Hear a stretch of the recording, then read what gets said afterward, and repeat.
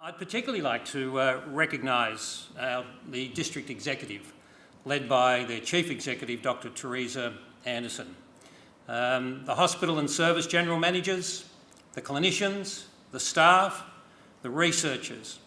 I'd like to thank and recognise the contribution of our community members who are also here today, our consumers, our volunteers, our fundraisers, our donors, our NGOs and our business partners. Such a large group of people who work so hard for our community. So on behalf of the board and staff of the district, thank you for what you all do for the people of New South Wales and particularly of this district. And welcome, welcome, welcome, as Ray would say. I'd like to acknowledge the significant contribution of our board. They are mentioned on the back of your program.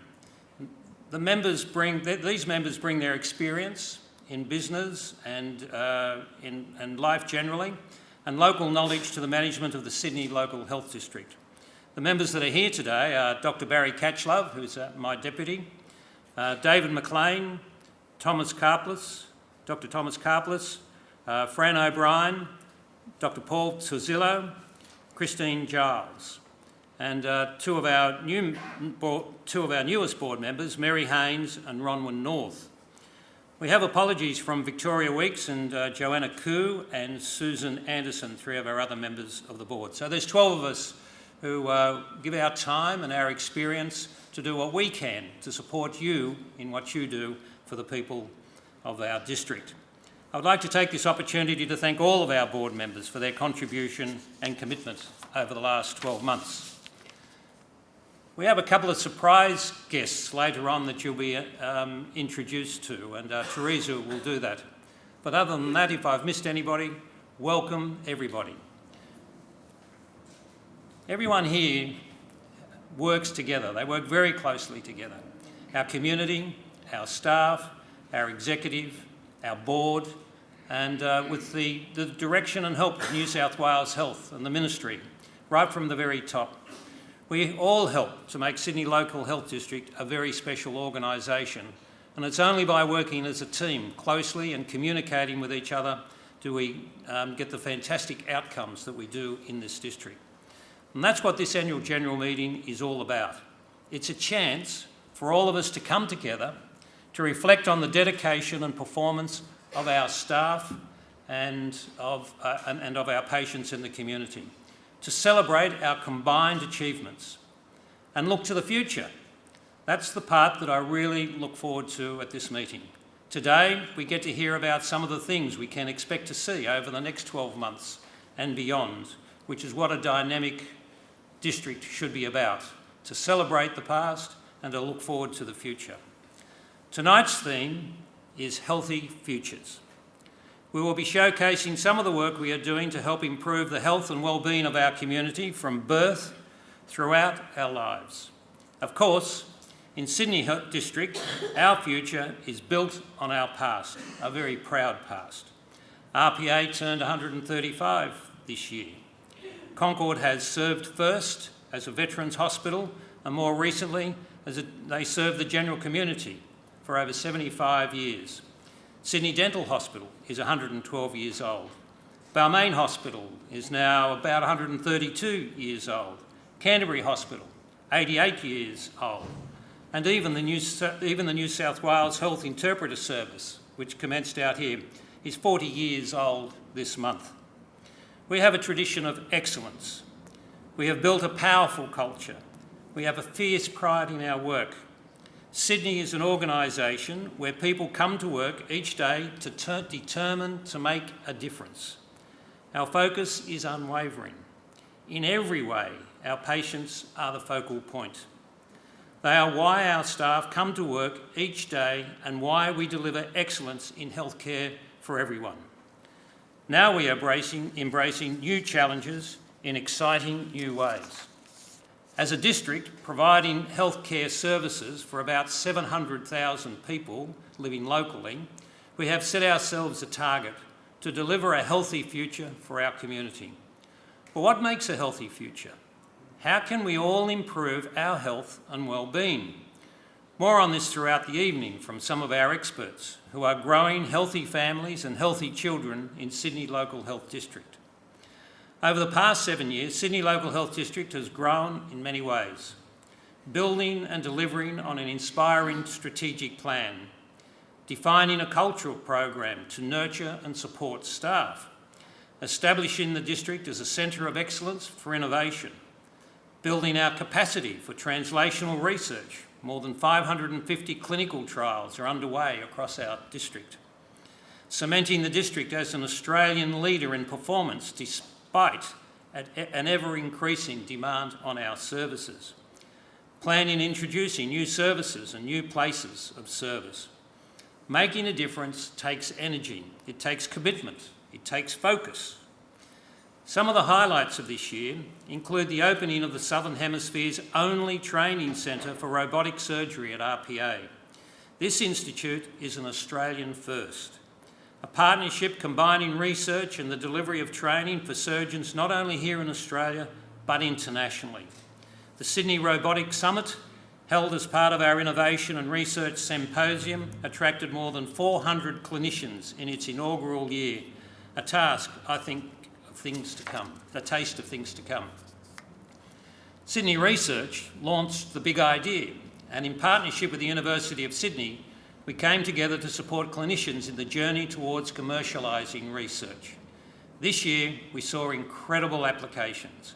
The winning entry was a tiny biopen device which can repair eye injuries using a special ink, just edging out a wonderful women's health idea. So we funded both of them. The district is a world leader in pelvic exoneration procedures. This year, we launched the state's second peritonectomy service for patients with cancers of the lining of the abdomen. Last year, I spoke of the remarkable changes technology has brought to healthcare over the last 20 years. And boy, is that technology race speeding up all the time. And this year, we see this digital transformation of our hospitals and services continue.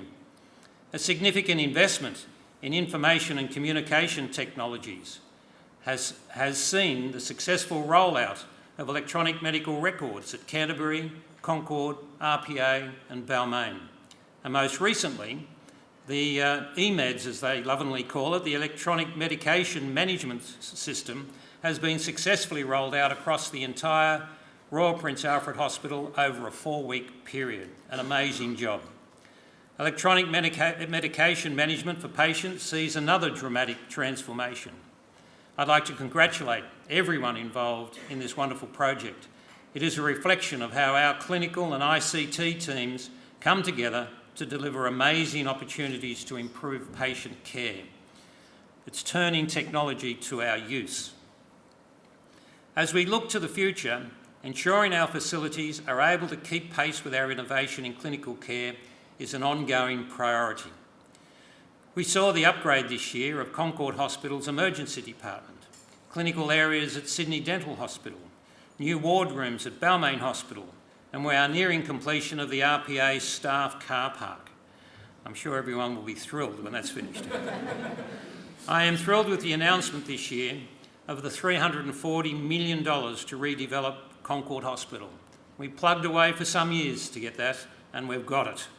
As the New South Wales Minister for Health in 1993, I helped bring the repatriation hospital system out of the Commonwealth and into the New South Wales health system. It has been my long-term ambition to see Concord physically upgraded to match the extraordinary care and medical talent delivered over so many years at that hospital. I look forward to seeing the next steps as we transform the Concord Hospital precinct and deliver purpose-built, state-of-the-art facilities for our ever-growing communities. We are planning Green Square to deliver healthcare to one of the most rapidly growing parts of Australia. We continue to involve our community, partners in government and non-government organisations in key forums about our district. We ask them to help shape our healthcare services for the future. Highlights this year include our Urban Growth Forum, an Equity Fest, and more recently, the Waterloo Forum, and there's more to come. Our staff are bringing their ideas to the table, Our innovation series, The Pitch, continues to build opportunities for change. Among the highlights this year was a pilot project focused on the health and wellbeing of clinicians. The BPT OK, or Basic Physician Training OK, is already having great success in allowing junior doctors to have a voice and be actively involved in the health district. It is also changing the culture and providing support networks and mentoring for young clinicians and future healthcare leaders. As is the case each year, a number of high-performing staff have been recognised with achievement awards, and we're very proud of them. Just last week, our Living Well, Living Long integrated care program for people living with complex mental illness was recognised with a People's Choice Award at the New South Wales Health Awards. Another finalist was our Employ My Ability project to improve employment potential of school leavers with intellectual disability. And last night, the Premier Awards, we got 3 awards. Premier Awards relate to the public service for all of New South Wales, everything from local government right through to the Premier's office, and we got 3 of them, and we're very proud of that. And they went to improving health outcomes at Concord with Andrea Isla Fisher, is it? I've scribbled it down so I can't read my own writing. For the breakthroughs in reconstructive burns care with fractional ablative laser resurfacing.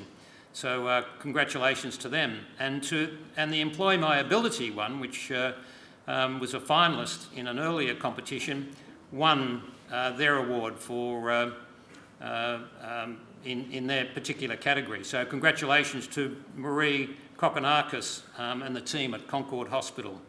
That's a tremendous program giving greater opportunities for employment, for self-fulfilment for young disabled people.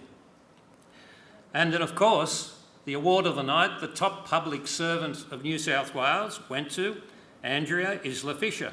She gets the grand prize also from Concord. So she won twice, she won them for us, so we've won 3, and what a great night that was.